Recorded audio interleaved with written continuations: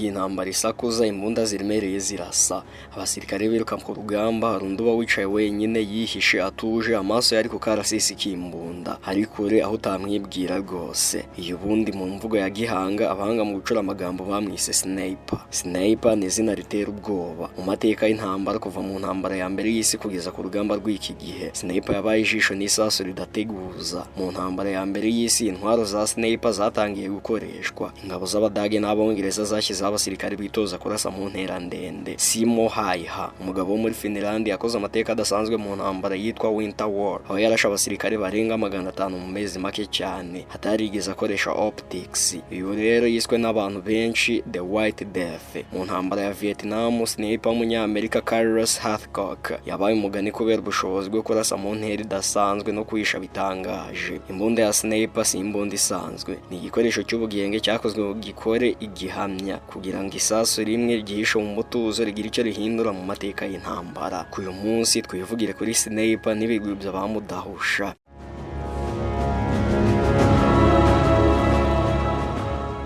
Imbunda y'intambara irasa amasasu ya 15 BMG ishobora guhanura indege cyangwa imodoka ziyegereye ku butaka. Iyi bakaba bayita Barrett M82 Dragunov SVD. Iyi nayo ni imbunda yo mu bwoko bwa sniper yakozwe n'Abarusiya, ikoreshwa kuva muri 1963. Ikoreshwa cyane muri Afurika y'Iburasirazuba bwo hagati. Accuracy International XMC ikoreshwa n'ingabo z'Abongereza, izwiho kuba nyayo cyane precision. Kuba sniper rero bisaba ibirenze gusa kurasa, bisaba umutima wihangana, ubushishozi n'ubwenge. Rimwe na rimwe ubuzima bwose bw'intambara bushingiye ku muntu umwe ubura ahantu hihishe cyane rwose mu byatsi. Ashobora kuhamara iminsi myinshi ku buryo n'umwanzi amunyuraho usamubone. Sniper amara amasaha cyangwa iminsi ahantu henshi yihishe wenyine, atemerewe guhindura umwanya. Akora ku bufatanye na spotter, wa muntu nyine umufasha gukurikirana intera, icyerekezo cy'umuyaga n'igihe nyacyo cyo kurasa. Iyo bigeze ku kurasa rero ni isasu rimwe gusa rishobora gukuraho umugaba, gutabara abashimuswe cyangwa guhindura icyerekezo cy'intambara.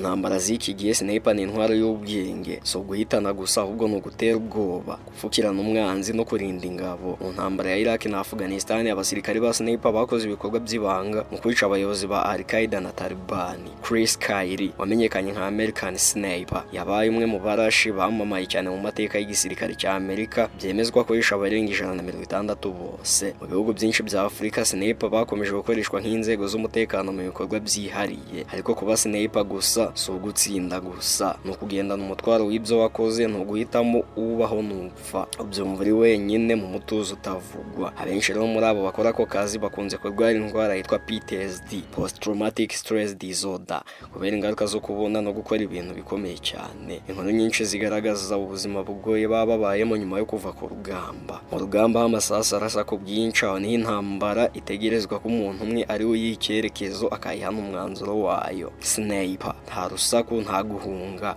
abari mu gicucu ategereje, kuko rimwe na rimwe intsinzi barirwa ku mutwe we. Isasu rimwe asohoye niryo rishobora gutanga intsinzi cyangwa se bakaba batsindwa. Imbunda ya sniper cyangwa sniper rifle mu cyongereza, iyi ni imbunda ndende igenewe kurasa umuntu cyangwa se ikintu kiri kure cyane, bikozwe n'umusirikare cyangwa umuntu wihugiyeho bita sniper cyangwa maskman.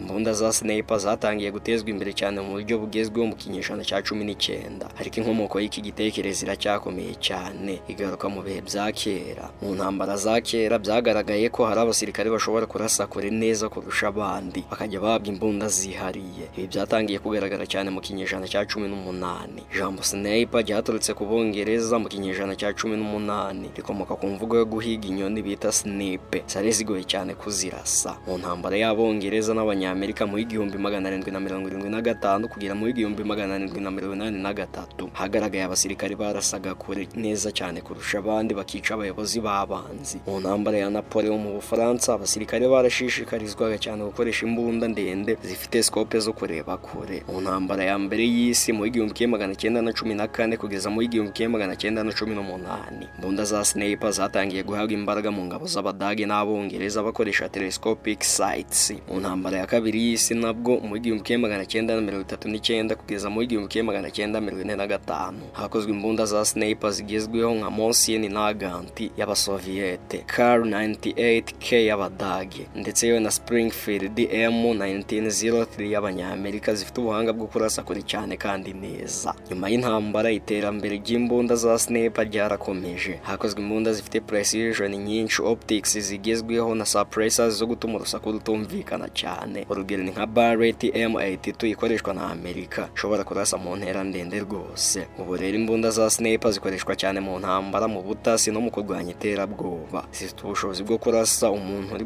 kure cyane kuva mu ntera ya metero 800 kugeza hejuru ya metero 2000 bitewe n'ubwoko bw'imbunda barasisha. Mbere y'umwaka wa 1800 nta gisirikare cyagiraga umugwi wihariye w'abamudahusha, ariko hari abasirikare batoranywaga kubera ubuhanga bwo kurasa kure. Reka noneho turebere hamwe byinshi mu mateka y'abamudahusha.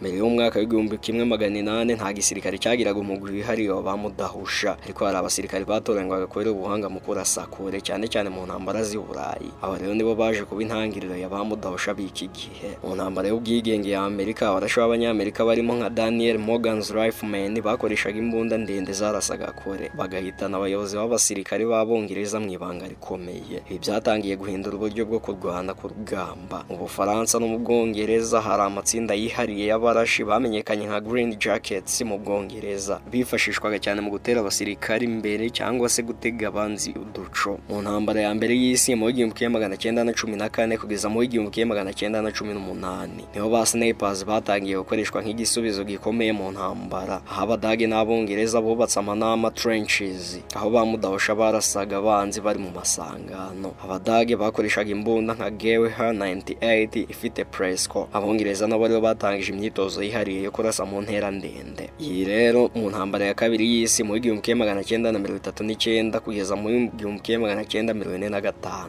iyi niyo ntambara yonyine yihariye yahaye icyubahiro bamudahusha nk'intwari ikomeye cyane ku rugamba. Soviet Union yagize bamudahusha b'ibyamamare nka Vasily Zaitsev wamamaye ku rugamba rwa Stalingrad, aho bivugwa ko yishe abasirikare barenga 200 bose. Abadage nabo bari bafite uwitwa Matrosi Head Senior wiciye abasirikare barenga 300 bose ku rugamba. Bamudahusha bakoreshaga imbunda nka Mosin na Ganti, Carbine 98K n'izindi zifite telescope. Mu ntambara ya Vietnam mu 1955 kugeza mu 1975, ba sniper b'Abanyamerika n'Abanyavietnam bagize uruhare rukomeye muri iyo ntambara. Umunyamerika Carlos Hathcock yabaye icyamamare nyuma yo kwica abasirikare barenga 90 harimo n'undi mudahusha bari bahanganye bidasanzwe, amurasa binyuze mu kirahuri cya scope. Sniper mu ntambara z'iki gihe rero nakubwira ko mu ntambara yo muri Afghanistan, Iraq n'ahandi bamudahusha bamenyekanye nk'intwaro zihariye z'umutekano no kurwanya iterabwoba. Bifashisha imbunda za kijyambere nka M82 Barrett yarasaga ibikoresho bikomeye, ndetse yewe n'indi mbunda ikoreshwa n'Abongereza, tutibagiwe n'indi yitwa Tri-Tac Intervention.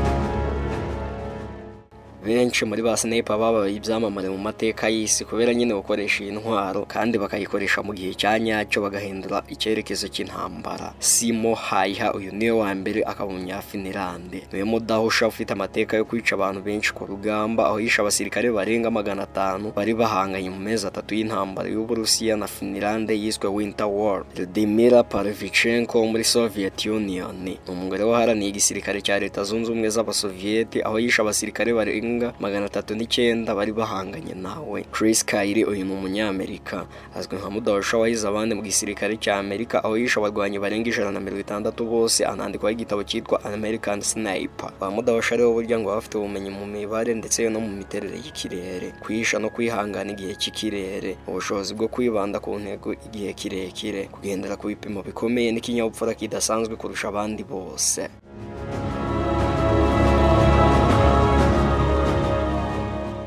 Nuko nsoje rero wiyumviye byinshi utaruzi kandi byari ngombwa kubimenya. Ngaho kora subscribe, ufungure n'inzogera, ubundi tujye tubana kenshi mu biganiro byose bicukumbuye binyura kuri Kigali Post. Reka nshimire wowe tubana buri munsi mu biganiro byacu. Ibitekerezo byawe byose ubishyiraho hasi mu mwanya w'icyubahiro muri comment. Naho njye ubundi mu busanzwe nitwa The Green. Ibyiza byinshi byo mbifuriza.